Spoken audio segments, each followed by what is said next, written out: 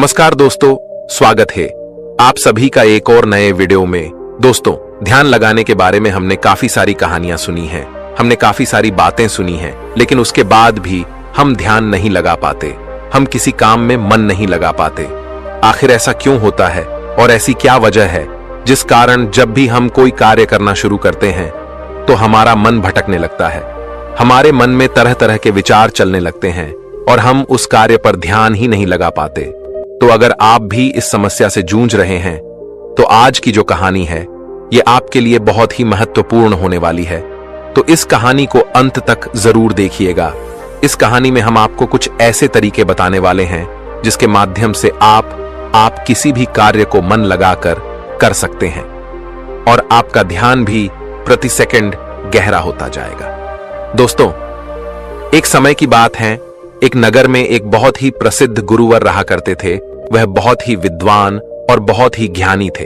लोग उनके पास अपने समाधान के लिए बहुत दूर दूर से आया करते थे और उनके आश्रम में उनके कई शिष्य भी उनके साथ रहा करते थे।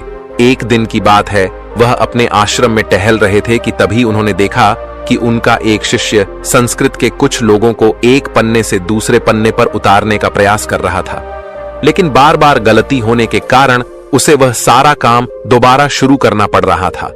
कई बार प्रयास करने के बाद आखिरकार वह थक गया और हार मान ली। तभी उसकी नजर उन गुरुवर पर पड़ी।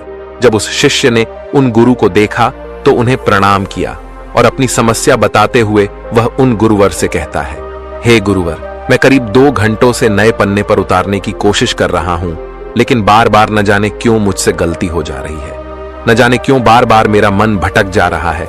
मैं हर बार अपने मन को साधने की कोशिश कर रहा हूं, लेकिन बार बार मुझसे कोई ना कोई गलती हो ही जा रही है और इसी कारण मुझे बार बार यह काम एक नए सिरे से शुरू करना पड़ रहा है। आखिर ऐसा क्यों हो रहा है? इसका जवाब देते वह गुरुवर अपने उस शिष्य से कहते हैं, भंते, ऐसा केवल ध्यान की कमी के कारण होता है, क्योंकि एक साधारण इंसान अपने मस्तिष्क की 99% ऊर्जा को यूं ही व्यर्थ कर देता है। इसी कारण उसका मन किसी भी कार्य में नहीं लग पाता और यही वजह है कि उनसे बार बार गलतियां होती रहती हैं और वह चाहकर भी उन गलतियों को सुधार नहीं पाते और वहीं पर एक सधा हुआ मन इन कार्यों को बड़ी सरलता और सहजता से कर लेता है और इसके पीछे भी कई कारण हैं। तभी वह शिष्य उन गुरुवर से कहता है, कौन से कारण है गुरुवर? तभी वह गुरुवर अपने उस शिष्य से पहला कारण बताते हुए कहते हैं, भंते, आप लिखते वक्त जरूर किसी और घटना के बारे में सोच रहे हो। इस पर वह शिष्य हाँ में सर हिलाते हुए कहता है, जी गुरुवर, आपने बिल्कुल सही कहा। आज सभी शिष्यों की छुट्टी है और सभी अपने अपने कामों से बाहर गए हैं, लेकिन मुझे यह काम मिला है और मुझे इस काम को पूरा करना है। शायद यही कारण है कि मैं ठीक से मन नहीं लगा पा रहा। तभी वह युवा शिष्य उन गुरुवर से कहता है, हे गुरुवर, यदि हमारा मन कहीं ना लगे और हम किसी भी कार्य को सही ढंग से ना कर पाए तो ऐसी स्थिति में हम अपने ध्यान को कैसे बढ़ा सकते हैं? इसका जवाब देते हुए वह गुरुवर अपने उस युवा शिष्य से कहते हैं, भंते, मैं तुम्हें कुछ ऐसे तरीके बताने जा रहा हूं जिन्हें यदि तुम ध्यान में रखोगे तो तुम अवश्य ही अपनी ध्यान शक्ति को बढ़ा पाओगे और तुम किसी भी कार्य में गहराई से मन लगा पाओगे। आगे गुरुवर सबसे पहला तरीका बताते हुए कहते हैं, भंते, जब भी तुम्हारा मन किसी कार्य में ना लगे तो सबसे पहले सांसें लो और गहरी सांसें छोड़ो। ऐसा करीब 5 बार करो और अपने मन को काम और अन्य चीजों से हटाकर केवल सांस पर ले आओ। आगे गुरुवर अगला तरीका बताते हुए कहते हैं, भंते, जब भी तुम कोई कार्य कर रहे हो तो अपनी सारी इंद्रियों को एक काम से जोड़ने का प्रयास करो। जैसे कि अब भी तुम लिखने का प्रयास कर रहे थे, तो लिखते वक्त जब तुम कलम अपने हाथों में पकड़ते हो तो उंगलियों के बीच में उस कलम का स्पर्श महसूस करो। अपनी आंखों से शब्दों को बनते हुए देखो और लिखते समय कलम और कागज के घर्षण से जो आवाज उत्पन्न हो रही है उस पर ध्यान केंद्रित करो। उसे ध्यान से सुनो या फिर तुम लिखते समय शब्दों का उच्चारण अपने मन के भीतर गूंजता हुआ महसूस करो। और अब अपनी नाक से उस स्याही की गंध को महसूस करो।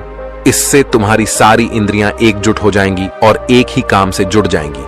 आगे वह गुरुवर कहते हैं, अपने काम के साथ एकजुट हो जाओ, उससे जुड़ जाओ और अपनी इंद्रियों को अपने काम के साथ जोड़ने के बाद तुम्हारा ध्यान अत्यधिक गहरा हो जाएगा। इसका अर्थ यह हुआ कि तुम काम के साथ एक हो चुके हो, यानी कि तुम काम में पूरी तरह से खो चुके हो। और जब तुम इस प्रकार कोई भी कार्य करोगे तो तुम्हें समय का पता भी नहीं चलेगा और तुम्हारे कार्य में कोई भी गलती भी नहीं होगी। लेकिन मेरी एक बात और याद रखना, यदि बीच बीच में तुम्हारा मन भटकने लगे, तुम्हारे मन में तरह तरह के विचार उठने लगे और तुम्हारा मन यहां वहां भागने लगे, तो डरना मत। तुम दोबारा से निश्चय करना और दोबारा से ध्यान लगाने का प्रयास करना। देखते ही देखते तुम इस अभ्यास में निपुण हो जाओगे और तुम्हारा ध्यान अत्यधिक गहरा होता चला जाएगा। उस शिष्य ने उन गुरुवर की सारी बातें ध्यानपूर्वक सुनी और उसके बाद उसने ऐसा ही किया।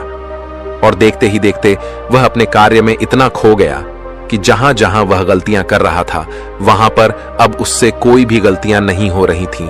और तो और उसने अपना सारा कार्य एक बार में ही पूरा कर लिया।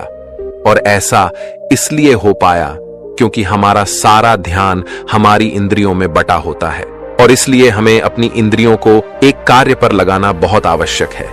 क्योंकि यदि हमारा ध्यान इन इंद्रियों में बटा रहेगा तो हमारा मन भटकता रहेगा। जहां जहां भी हमारी इंद्रियां भागी वहां वहां हमारा मन भी भागेगा। लेकिन वहीं पर यदि आपने अपनी सारी इंद्रियों को केवल एक ही कार्य पर लगा दिया तो आपका मन भटकना बंद हो जाएगा और इस समय आप बहुत ही अत्यधिक गहरे ध्यान में पहुंच जाएंगे। किंतु साधारण मन इसे ज्यादा देर तक साध नहीं सकता, लेकिन इस प्रकार बार बार और निरंतर अभ्यास करने से मन ध्यान को साधना सीख जाता है और आपका ध्यान अत्यधिक गहरा होने लगता है और आपको उस कार्य में रुचि भी आने लगती है। और जब भी आप उस कार्य में पूरी तरह से खो जाते हैं तो आपको समय का भी पता नहीं लगता और आपका कार्य भी अच्छी तरह से और सफलतापूर्वक हो जाता है। वह गुरुवर अपने शिष्य को यह सारी बातें बताकर ध्यान में लीन हो गए। लेकिन तभी वहां पर एक युवक आया और उस युवक ने उन गुरुवर को प्रणाम किया। तभी उन गुरुवर ने अपनी आंखें खोली और इस पर वह युवक कहता है, हे गुरुवर, मैं आपके पास बहुत दूर से आया हूं। मैंने आपके बारे में तरह तरह की बातें सुनी है। मैंने सुना है कि आप सभी की समस्याओं का समाधान करते हैं। मेरी भी एक समस्या है, कृपया करके मेरा मार्गदर्शन करें। इस पर वह गुरुवर उस युवक से कहते हैं, बोलो, आखिर तुम्हारी क्या समस्या है?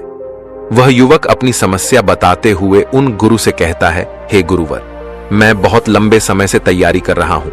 मैंने कई तरह के सरकारी परीक्षाएं भी दी हैं, लेकिन मैं किसी में भी उत्तीर्ण नहीं हो पाया। मुझे यह पता ही नहीं चल पा रहा कि आखिर मुझसे गलती कहां हो रही है, आखिर मुझ में क्या कमी है।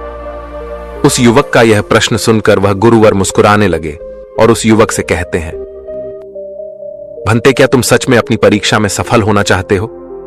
इसका जवाब देते हुए वह युवक कहता है, हां गुरुवर, मैं अपनी परीक्षा में सफल होना चाहता हूं, इसीलिए तो मैं आपके पास आया हूं। कृपया करके मेरा मार्गदर्शन करें। तभी वह गुरुवर अपने स्थान से उठे और उस युवक का हाथ पकड़ कर के एक कुएं पर ले गए। कुएं के पास पहुंचकर उन गुरुवर ने उस युवक के हाथ में एक घड़ा थमा दिया और उस युवक से कहा, इस घड़े में पानी भरकर वापस आश्रम में ले आओ। इतना कहकर वह गुरुवर वापस आश्रम लौट गए। लेकिन वह युवक वहीं खड़ा खड़ा यह सोच रहा था, भला इस घड़े में पानी भरने से मुझे मेरे प्रश्न का उत्तर कैसे मिलेगा? आखिर मुझे यह कैसे पता चलेगा कि मैं परीक्षा में कैसे पास हो सकता हूं? लेकिन उस युवक के पास और कोई विकल्प भी नहीं था। इसलिए जैसा कि उसे उन गुरुवर ने कहा था, कुएं से पानी खींचा और मटके में पानी भर लिया। लेकिन यह क्या, मटके में तो कई सारे बारीक छेद है जिनसे पानी धीरे धीरे रिस रहा है। वह युवक मन ही मन यह सोचने लगा, इस घड़े में तो छेद है, मैं इसे आश्रम में कैसे ले जाऊंगा? तभी उसने सोचा, यह छेद तो बहुत छोटे हैं, यदि मैं इसे जल्दी जल्दी ले जाऊं तो मैं आश्रम तक जल्दी पहुंच जाऊंगा और इसमें से पानी भी ज्यादा नहीं गिरेगा।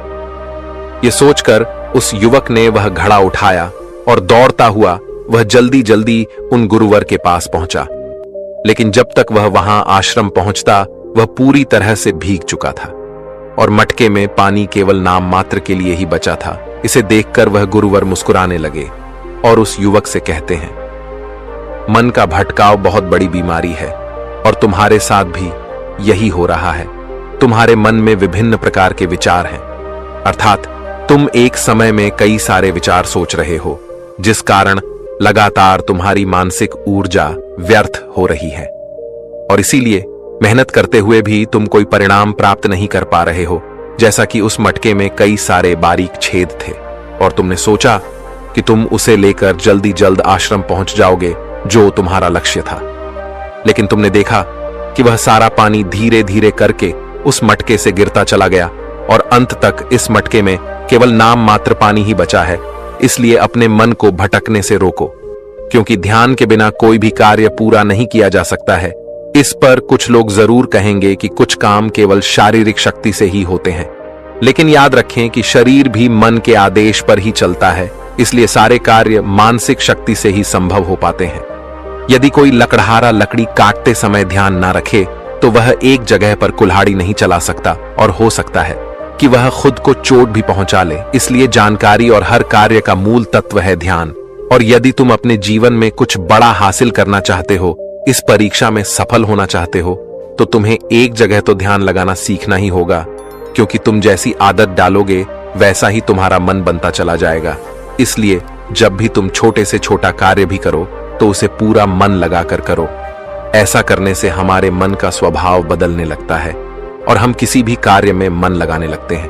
और यदि एक बार तुमने इसमें निपुणता हासिल कर ली तो तुम्हें सफलता अवश्य मिलेगी।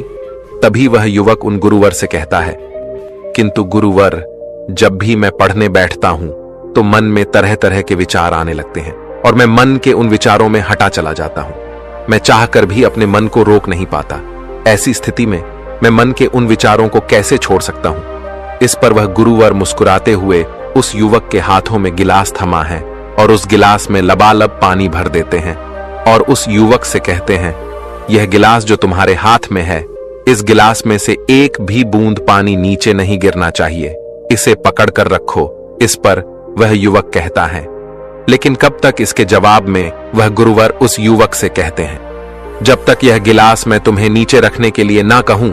उस युवक ने उन गुरुवर की बात मान ली और तत्परता के साथ गिलास लेकर वह खड़ा हो गया।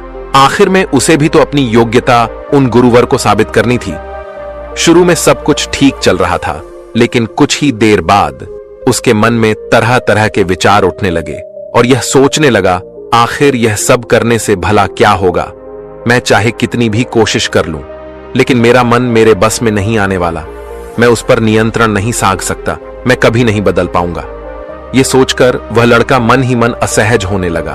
वह लगातार कोशिश करता रहा, लेकिन अब उसके शरीर के हिलने से बार बार पानी गिलास से नीचे गिर रहा था और जमीन पर फैल रहा था। यह देख वह गुरुवर उस युवक से कहते हैं, बेटा, जब तक तुम्हारा मन शांत था तब तक पानी की एक बूंद भी गिलास से नीचे नहीं गिरी, लेकिन जैसे ही तुम्हारे मन में तरह तरह के विचार उठने लगे, तुम्हारा शरीर भी वैसी ही प्रतिक्रिया देने लगा और तुम्हारे शरीर की प्रतिक्रिया देने के कारण गिलास से पानी नीचे गिरने लगा और जमीन पर फैलने लगा। आगे और गुरुवर उस युवक को समझाते हुए कहते हैं, बेटा, जैसे गर्म लोहे पर हथौड़ी की चोट पड़ती है तो वह एक नया आकार लेता है, ठीक उसी तरह से एक विचार छोटे हथौड़े के जैसा होता है, जिसकी चोट से इंसान का शरीर, व्यक्तित्व और मन आकार लेने लगता है। अर्थात तुम्हारा यह मन ग्लास में पानी की तरह है और यह बहुत आसानी से भटक जाता है, विचलित हो जाता है। यदि तुम चाहते हो कि ग्लास में भरा हुआ यह पानी शांत रहे, तो इसके लिए तुम्हें अपने मन को शांत रखना होगा। इसके बाद गुरुवर उस युवक को कहते हैं, अब इस ग्लास को एक बार फिर से पकड़ो और अपना सारा ध्यान अपनी सांस पर ले आओ। सांसों को अपने पेट में, सीने में आता जाता महसूस करो। हाथ में जो दर्द है, जो असहजता हो रही है, उसे जाने दो। मन में जो विचार आ रहे हैं उन्हें जाने दो। खुद को यह याद दिलाओ कि तुम मन नहीं हो, बल्कि मन को देख रहे हो। तुम सांस भी नहीं हो, तुम सांस को देख रहे हो। ऐसा याद करने से विचार आकर चले जाएंगे, लेकिन तुम्हें विचलित नहीं कर पाएंगे। थोड़ी देर तक वह लड़का यूं ही अभ्यास करता रहा और अब तक पानी के उस गिलास से एक भी बूंद पानी नीचे जमीन पर नहीं गिरी। यह देखकर वह गुरुवर मुस्कुराए और उस युवक से कहते हैं, बेटा, बस अब यही अभ्यास अपने काम और पढ़ाई में करना। इससे मन धीरे धीरे शांत होने लगेगा। फिर कोई भी बड़ी चीज हासिल करना मन के लिए स्वाभाविक हो जाएगा। इस प्रकार तुम किसी भी बड़े से बड़ा लक्ष्य को हासिल कर सकते हो। और यदि तुम किसी परीक्षा में सफल भी होना चाहते हो तो यह भी तुम्हारे लिए बहुत सहजता से हो जाएगा। इतना कहकर वह गुरुवर शांत हो गए और वह युवक भी यह समझ चुका था कि आखिर वह इतने सारी परीक्षाएं देने के बाद भी अब तक सफल क्यों नहीं हो पाया। उसने उन गुरुवर को प्रणाम किया और वापस अपने घर लौट आया। दोस्तों, इस कहानी से हमने कई सारी महत्वपूर्ण बातें सीखी हैं। चलिए एक एक करके उनके बारे में जानते हैं। सबसे पहले 5 इंद्रियों को एक काम पर लगाओ, गहरी सांसें लो और गहरी सांसें छोड़ो। ध्यान सांस पर ले आओ और बाकी सारी चीजें छोड़ दो। दूसरी बात, सभी इंद्रियों को केवल एक काम से जोड़ो। कान, आंख, नाक, स्पर्श, हर तरह से काम से जुड़ जाओ, उस काम में एक हो जाओ। तीसरा, यदि ध्यान टूट भी जाए तो इसमें घबराने की कोई जरूरत नहीं। एक बार फिर निश्चय करो और दोबारा से प्रयास करो। दोबारा से अपने काम में पूरी तरह से मग्न होने का प्रयास करो। धीरे धीरे ध्यान गहरा होता चला जाएगा और आप किसी भी कार्य में पूरी तरह से मग्न हो जाएंगे। जब ऐसा होगा तब आप वह कार्य बड़ी सरलता और सहजता से पूरा कर लेंगे। इस बीच जो समय लगने वाला है उसका भी अंदाजा आपको नहीं लग पाएगा और साथ ही ना तो वह काम आपको बोझ लगेगा और ना ही आप उस काम को करने में उबाऊ महसूस करेंगे। आप उस काम में आनंदित रहेंगे, उस काम में आपको मजा आएगा और आप उस कार्य को बड़ी सरलता और सहजता से पूरा कर पाएंगे। दूसरी बात जो हम इस कहानी से सीखते हैं वह यह है कि हर जानकारी और हर कर्म का मूल तत्व है ध्यान। हमें ऐसा लगता है कि मन के छोटे मोटे भटकाव से कोई फर्क नहीं पड़ता, लेकिन बिना ध्यान के कोई भी कार्य संभव है ही नहीं। आपने कभी ना कभी तो यह महसूस किया ही होगा कि जब आप कोई पढ़ाई कर रहे हैं या कोई जरूरी काम कर रहे हैं, उसी दौरान आपके फोन में कोई नोटिफिकेशन आ जाता है, आपका मन तुरंत ही यह कहता है कि चलो एक बार वह नोटिफिकेशन देख लेते हैं, आखिर उसमें ऐसा क्या है। और जैसे ही आप वह नोटिफिकेशन देखने जाते हैं, आपका पूरा ध्यान उस स्मार्टफोन में लग जाता है और आपका अधिकांश समय उसी में बीत जाता है। लेकिन जब आपको यह एहसास होता है तब तक बहुत देर हो चुकी होती है। तीसरी बात, स्वीकार करो और जाने दो।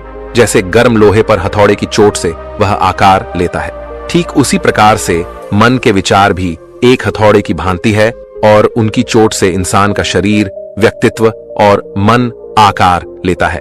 आपने यह भी जरूर देखा होगा कि जब हमारे मन में सकारात्मक विचार होते हैं तो हम बहुत ही पॉजिटिव, अच्छा और हल्का महसूस करते हैं।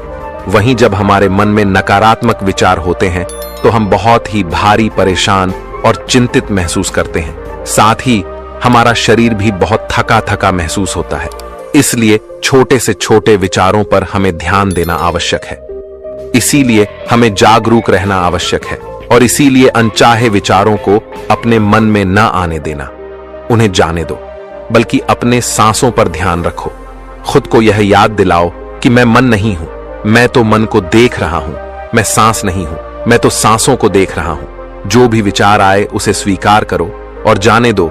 ऐसा करने से मन अनचाहे विचारों से मुक्त हो जाएगा और आप एक पानी में पत्ते की तरह पानी के ऊपर तैरने लगेंगे, जिससे आप आनंदित और खुश महसूस कर पाएंगे।